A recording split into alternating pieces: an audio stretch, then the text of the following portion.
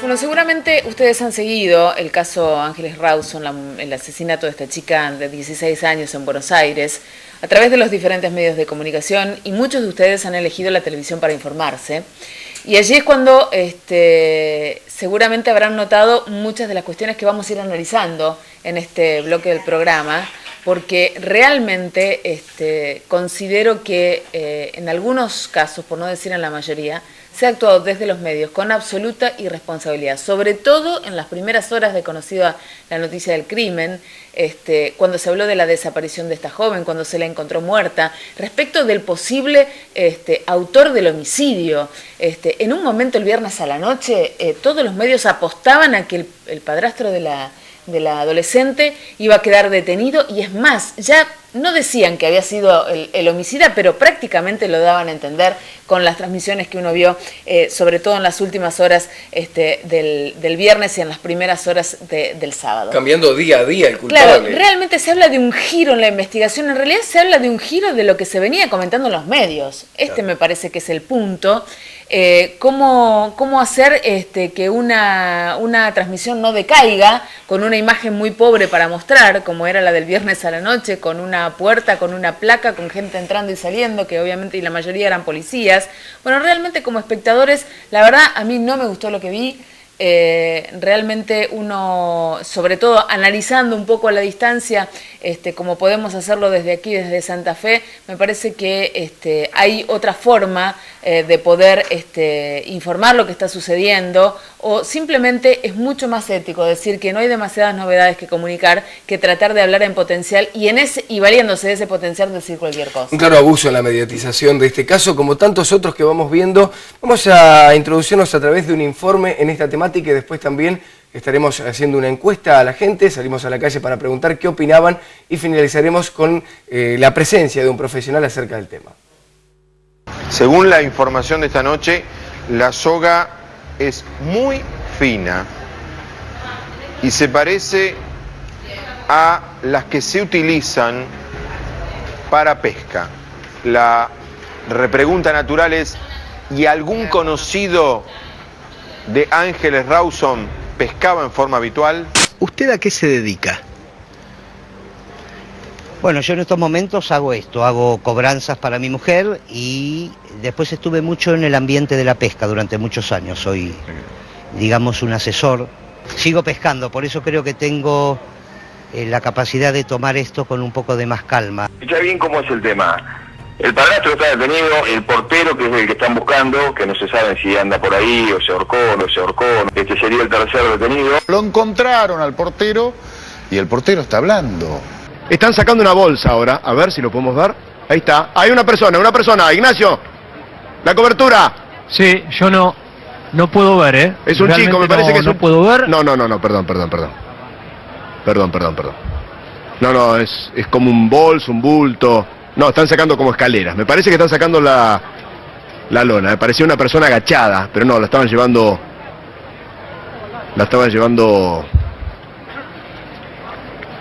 como parada, digamos. Es como una especie de escalera o fierro. La verdad que se veía mal desde acá y me confundí. Perdón.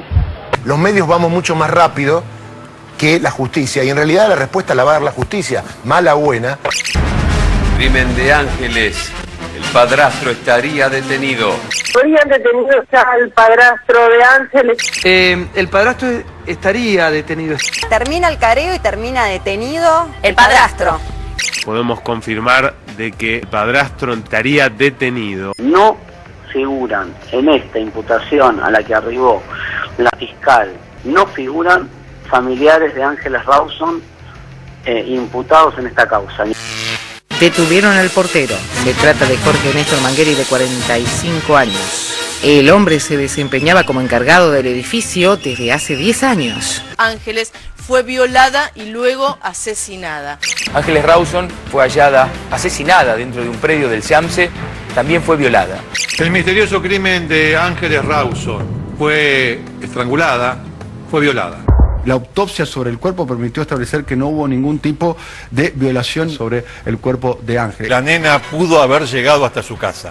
Ya no la levantaron en el trayecto, y eso indica que no habría un atacante externo por un hecho de inseguridad. El padrastro, nunca estuvo detenido. El viernes a la noche algunos medios ya lo daban por hecho, porque ni siquiera utilizaban este potencial para dar la noticia.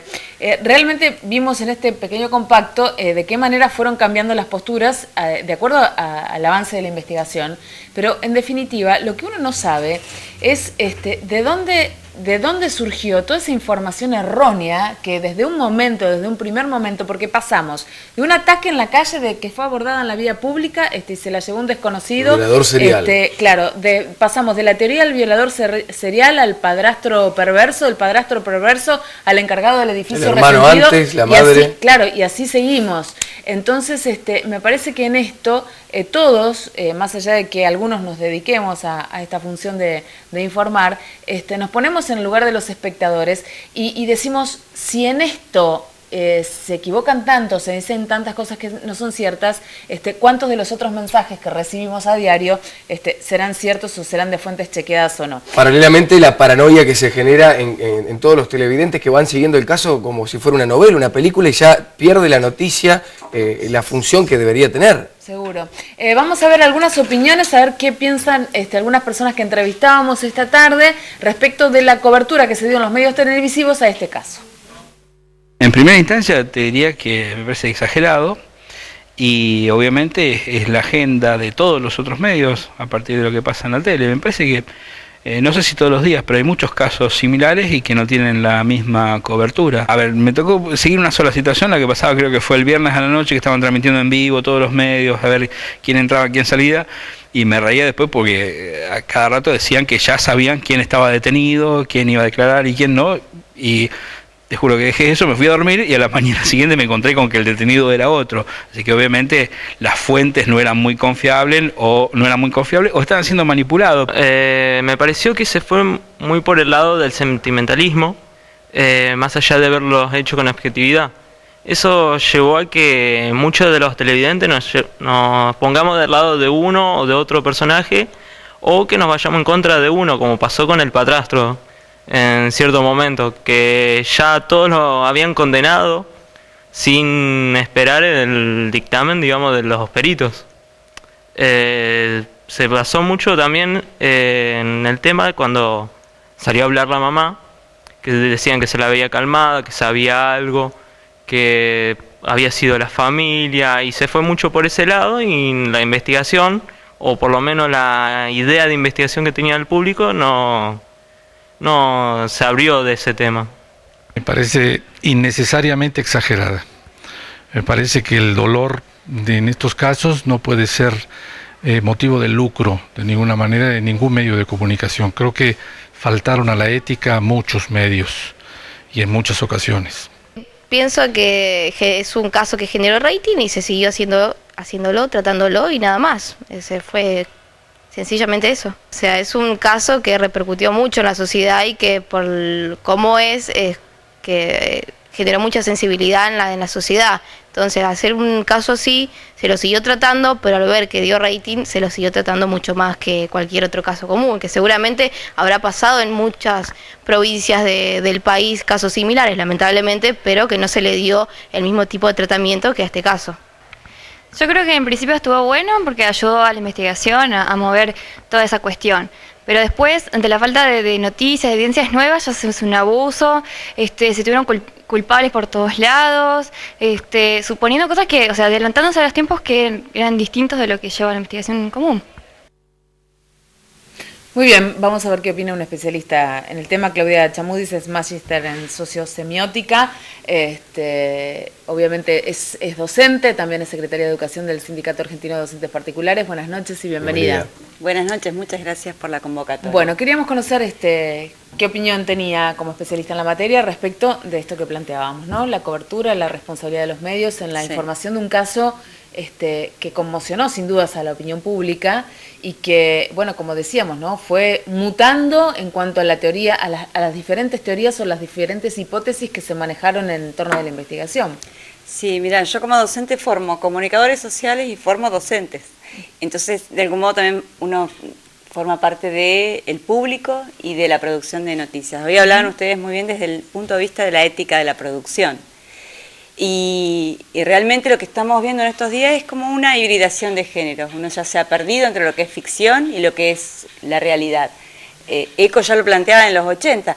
Se empezó a correr y la gente no sabe si está siguiendo un folletín novelesco donde cada uno tiene su hipótesis acerca del asesinato o un caso policial verdadero. Lo triste es que justamente en esta confusión, y uno trata de con los alumnos, tratar de explicar esto con los hijos, en la familia, es un caso donde está afectada una chica que realmente murió, hay una familia afectada, y los medios lo que están buscando es justamente la primicia, el rating, el sostener 24 horas de programación, y entonces no importa tanto validar la verdad o no, sino generar todo el tiempo hipótesis, como si fuera una novela de ficción donde cada uno tiene sus hipótesis. Hay una abundancia, un abuso del potencial, de la bría, porque una cosa es la responsabilidad legal. Yo digo habría, no estoy asegurando. Me cubro. Claro, digamos, pero hasta ahí ahí vamos, pero uno sabe que el impacto en la audiencia va mucho más allá del potencial. Yo comentaba que el viernes a la noche llamaba poderosamente la atención cómo para todos los medios, o para casi todos los medios, estaba presuntamente detenido el padrastro de la nena, ¿no? Cómo se instala en la opinión pública de que esta persona en algún momento estuvo o fue uno de los sospechosos del crimen. Sí. Es decir, más allá de que después no se lo haya detenido, es decir, socialmente ya tiene un peso que es muy difícil de revertir una vez que se instala en la sociedad esta presunción. Y uno puede pensar por qué la hipótesis fue para este lado y no para el otro. Y ahí uno, si empieza a analizar un poco más, hay también una especie de lectura moral de la historia, donde las familias ensambladas entran en el juicio público. Yo he visto organigramas de la familia que no tenían nada que ver con el caso, que no iban a aportar ninguna pista, pero lo extraño era la familia ensamblada. Padrastro, esta figura, digamos, la palabra padrastro tiene ya una carga negativa en sí misma. Entonces, si uno empieza a jugar con estas cuestiones, hoy en los programas de espectáculos, porque esto pasó, digamos, también a cubrir toda la programación, incluidos los programas de espectáculos, los panelistas, los opinadores, y opinaban, por ejemplo, sobre la moral de la familia, que no tenía una habitación para cada hijo, siendo una familia ensamblada. Entonces se están metiendo tantos componentes en esta historia que son más propios del folletín, de la novela, de la ficción, que realmente uno lo que intenta es, ustedes como comunicadores, como bien hacen, vamos a parar la moto, vamos a analizar cuáles son las fuentes confiables, cuáles no, en qué medida los medios están colaborando con la causa, en qué medida, como la televisión se alimenta de la propia televisión y genera sus propias ficciones, y como público espectador uno estar, digamos, tranquilo, tratar de ser un poco críticos, de parar la moto, de si estamos con nuestros hijos viendo a la tele, explicarles, miren, esto es un caso judicial, hay una investigación, hay fuentes confiables por un lado, y por el otro lado se genera un show mediático que evidentemente da rating. Hacía referencia a las fuentes confiables y aparecen, por ejemplo, la teoría de los basureros, la teoría, bueno, algunas cuestiones que realmente fueron repugnantes, como el hecho de Mauro Viale llenando un contenedor de basura para ver si entraba un cuerpo. Ese abuso tiene que tener algún grado de responsabilidad. Yo no lo vi, me lo comentaron, debo decirlo esto, porque bueno, cuando uno trabaja en esto tiene pocas horas para sentarse frente al televisor y ver lo que hace el resto, ¿no? Pero más allá de eso, me comentaron, por ejemplo, que uno de los canales de Buenos Aires habían propuesto, estaban encuestando a los vecinos del edificio a ver si el portero miraba a las mujeres que pasaban o no las miraba, o les decía algo o no, como tratando de descubrir cuál era la personalidad, que lo que se está diciendo es que si a lo mejor este hombre le hubiera gustado una mujer que hubiera pasado y lo hubiera mirado, como si eso fuera la condición sine qua non para que después asesinara a una chica, ¿no? Sí, en la teoría hay distintos manuales, estilos para llevar adelante las investigaciones. En este caso notamos que caen todos en lo mismo, en mezclar los géneros, porque un noticiero es lo mismo que un programa de espectáculos. ¿Qué pasa con este abordaje? ¿Cómo tiene que tomarlo el televidente? Sí, digamos, desde los años 80 se empieza a generar esta hibridación de géneros. Uno en un noticiero también ve noticias de espectáculos, por ejemplo, cada vez más habitual, y también está pasando esto. Lo que uno tiene que tratar es ser crítico, de ver sin un juicio de valor La hibridación de géneros se está dando hace 20, 30 años en la televisión, pero uno tiene que ver el pacto de credibilidad, ¿no? Y revisarlo. No todo lo que pasa en la tele es cierto. Mi abuela cuando se sentaba a ver tele conmigo y yo me asustaba con una película me decía, no importa, es televisión, ¿no? Porque ella tenía claro que había cuestiones que eran de ficción. Bueno, nosotros como televidentes tenemos que ver cuáles son las citas confiables, las fuentes, cruzar distintas fuentes, por ejemplo, ir a la causa judicial si nos interesa, pero si lo estamos viendo solo como espectáculo, por lo menos no ser divulgadores de hipótesis, de teoría que pueden afectar a la vida, a la imagen de gente, digamos, que no tiene nada que ver más que ser, digamos, una figura mediática por unos segundos de rating. Claro, incluso con el acceso que hay a las redes sociales, uno lo que veía era cómo se multiplicaban minuto a minuto las hipótesis respecto al crimen, ¿no? Entonces un medio daba su visión de la investigación o decía que informaba acerca de lo que estaba avanzando se estaba avanzando en materia de investigación, e inmediatamente uno veía cientos de comentarios y todos tenían una hipótesis y en muchos casos bien diferentes unas de otras. Sí. Entonces me parece que esto de tomar parte de las noticias está bien en algunos casos, pero en otros se debería ser más prudente y más responsable, ¿no? Sí. Sobre todo esta cuestión, porque no podemos perder de vista que aquí de lo que se trata es saber quién mató a este adolescente y saber también que hay una familia, hay una madre, hay un padre, hay hermanos que están sufriendo el dolor de una pérdida irreparable, ¿no? Y además se habla de ritmos. Hoy se hablaba de que el ritmo de la investigación no es tan rápido, y no es tan rápido como el ritmo del rating televisivo, y uno tiene que respetar esos tiempos que son los tiempos de la justicia y que evidentemente no se rigen por el minuto a minuto de la televisión. Entonces también hay que calmar un poco la ansiedad, porque ya en principio la gente está diciendo, ¿cómo está demorando la investigación? Una semana lleva el caso. Pero aparte, ¿cómo irresponsablemente se insta a la gente a reaccionar? Porque hubo varios episodios en los que la familia tuvo que ser protegida, porque la gente quería reaccionar contra ellos, sobre todo contra la figura de la pareja de la madre de la chica, ¿no? Sí. Entonces, bueno, uno dice prudencia, revisar, pero de todos modos estos casos, yo creo que hay más madurez. Aunque parezca que no, también hay una lectura crítica de los mismos medios, esto que hacen ustedes con el noticiero. Uno puede ver los programas de archivo en internet, que es el mega medio donde uno puede encontrar las tapas de los diarios. Ahí vieron que dice nadie resiste al archivo, ¿no?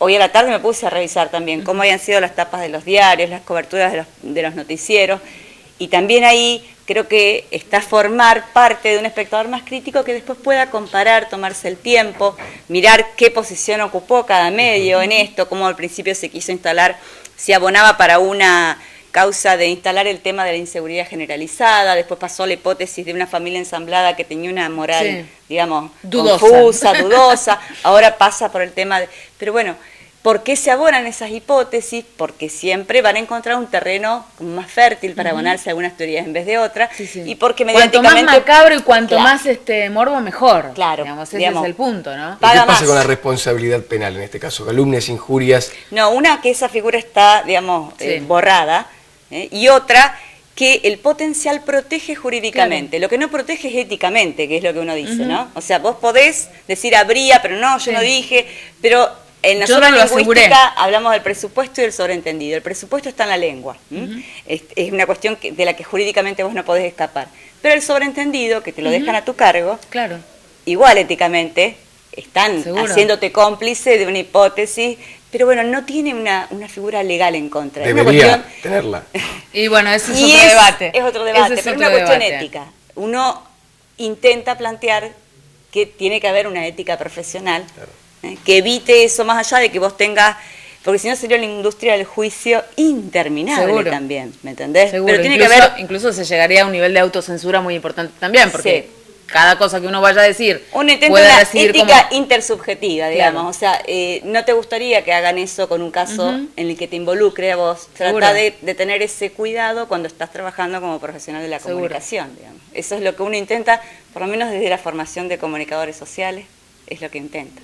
Claudia, muchísimas gracias por estos minutos. No, gracias. Te pedimos que cuando veas que nosotros estamos así como locos, con pantalla y letras, con pantalla roja y letras blancas, nos avises, nos digas que vamos por el camino y torcemos, ahí nomás. No, pero gracias y les agradezco realmente estos espacios de los medios de mirarse a sí mismos con cierta madurez, nos hace bien a todos, a los que están ahí detrás de cámara y los que estamos delante de la pantalla también. Gracias, hasta la próxima.